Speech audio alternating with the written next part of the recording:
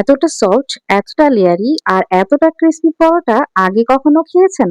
আজকে আমি দেখাবো একদম পারফেক্ট টানা পরোটা, যেটা একবার খেলে সত্যি রোজ খেতে ইচ্ছে করবে। বাইরে ক্রিস্পি, ভিতরে নরম। চলুন দেখে নিই কিভাবে ঘরে বানানো যায় এই মজার পরোটা।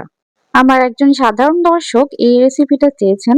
উনি বলেছেন টানা পরোটার রেসিপিটা দেওয়ার জন্য, তো ওনার জন্যই আজকে এই মজাদার পরোটার রেসিপিটা শেয়ার করে দিলাম। আশা করছি আপনি আজকে ভিডিওটা দেখছেন। আপনি যদি আজকে ভিডিওটা দেখে থাকেন তাহলে অবশ্যই একটা কমেন্ট রেখে যাবেন।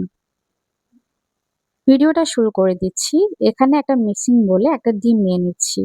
১ চা চামচ রান্না সয়াবিন তেল দিয়েছি।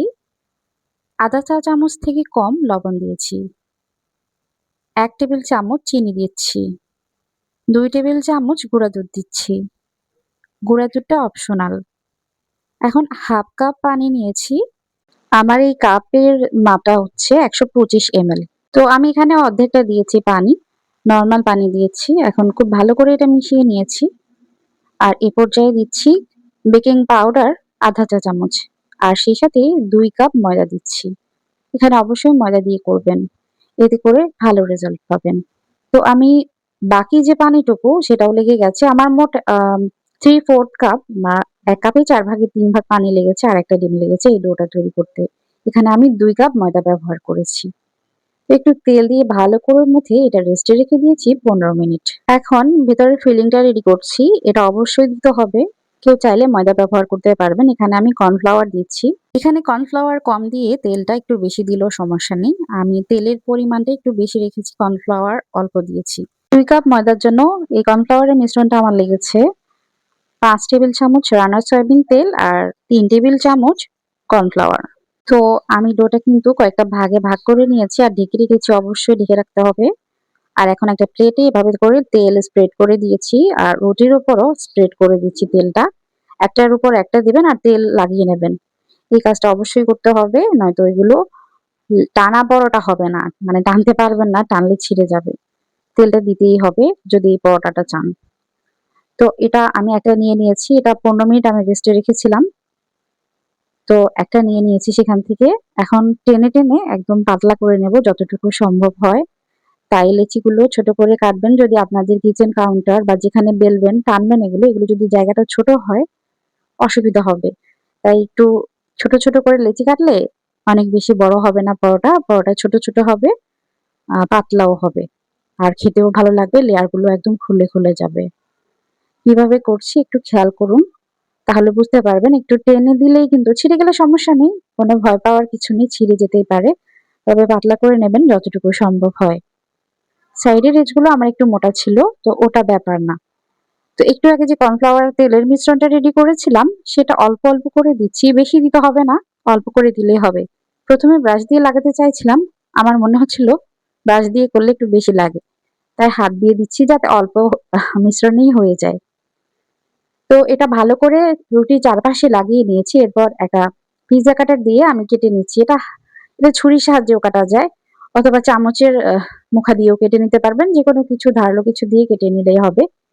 এরকম আ কেটে নিলে তাহলে লেয়ার গুলো দেখবেন যে টানার কারণে একদম পাতলা হয়ে, মানে একেবারে লম্বা, লম্বা হয়ে খুলে যাবে। একদম লেয়ারি পরোটার পারফেক্ট রেসিপি এটা বলতে পারেন। আপনারা অবশ্যই ট্রাই করবেন এই রেসিপিতে একবার। এখন এটা আমি কাউন্টার থেকে আস্তে, আস্তে করে একসাথে জড়ো করে নিয়েছি। আর জড়ো করে নিয়ে একটু, একটু টেনে, টেনে আমি এটা গোল করে নেব। আর গোলটা কিভাবে করছি একটু খেয়াল করুন। একটু টেনে, টেনে গোল করবেন।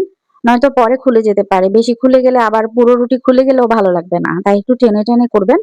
লেয়ার গুলো লেগে থাকবে, তবে এটা যে খোলা আছে এটা বোঝা যাবে। তো এভাবে করেই কিন্তু আমি একটা তৈরি করে নিয়েছি। আর নিচের যে মুখাটা আছে সেটা নিচে ঢুকিয়ে দেবেন। আমি আরেকটা দেখাচ্ছি। হয়তোবা ওটা বুঝতে পারেননি আপনারা। আরেকটা নিয়মে দেখাচ্ছি এটা। তো এটা আমি আরেকটু তেল দিয়ে দিচ্ছি। তেল আর কর্নফ্লাওয়ারের মিশ্রণ। এরপর একটু টেনে, টেনে আবার বসিয়ে দেব উপরে। একটু টেনে নিয়ে আবার একটু ভাঁজ দিয়ে বসিয়ে দেব। ঠিক এভাবে করে আমি পুরো রুটিটা রিপিট করব বারবার করে। এভাবে টেনে, টেনে একটা টেনে আবার উপরে বসিয়ে দিবেন। আবার একটা টান দিবেন। আবার এভাবে বসিয়ে দেবেন। ঠিক এভাবে করে করতে হবে। আর এখন এটা আমি খুব টেনে, টেনে পেঁচিয়ে নিচ্ছি। আর পেঁচিয়ে যে শেষ মাথাটা হবে, শেষ মাথাটা আমি একটু বড় করে নিচ্ছি। এরকম টেনে, আর এরপর এটা উপরে বসিয়ে দিয়েছি।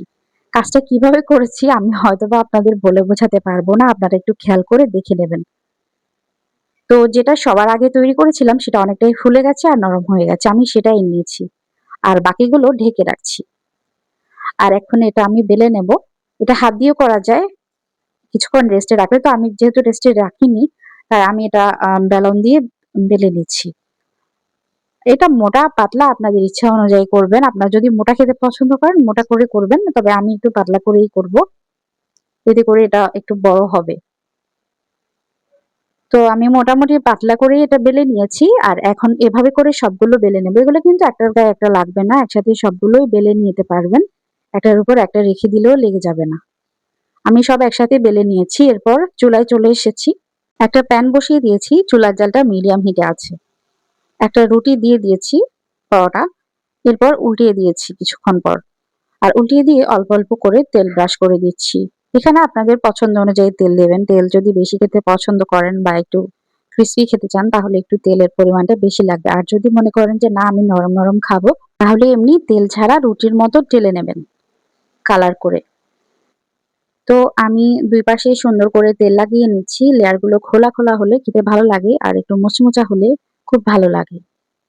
তো এটা তো ১ম অবস্থায় বোঝা যাবে না যে লেয়ার গুলো খুলেছে কিনা। যদি একটু বেশি তেল দিতেন এই লেয়ার গুলো এখানেই খুলে যেত। তো আমি চাইছি না একেবারে খুলে যাক। আর এত তেলও খাওয়া যায় না। তো তাই জন্য আমি এটা লাল লাল করে ভেজে নিয়েছি অল্প তেল দিয়ে। এভাবে করেই কিন্তু আমি সবগুলো অফ ক্যামেরায় ভেজে নিয়েছি। আর এখন আপনাদের সাথে ফাইনাল লুকটা শেয়ার করছি পরোটার। এই পরোটা আমি এখন একটু আপনাদের খুলে দেখাবো এগুলো কি আসলে খুলবে কিনা। এগুলোকে গরম গরম থাকা অবস্থায় আপনারা কাজটা করে নেবেন। এই যে হাত দিয়ে এভাবে করে চারপাশে মুড়িয়ে নেবেন। এতে করে এর লেয়ার গুলো খুলে খুলে আসবে। আর এটা অবশ্যই গরম থাকতে করতে হবে একটু। হাত দিয়ে মুড়িয়ে নিলে এরকম লেয়ার সবগুলো খুলে যাবে।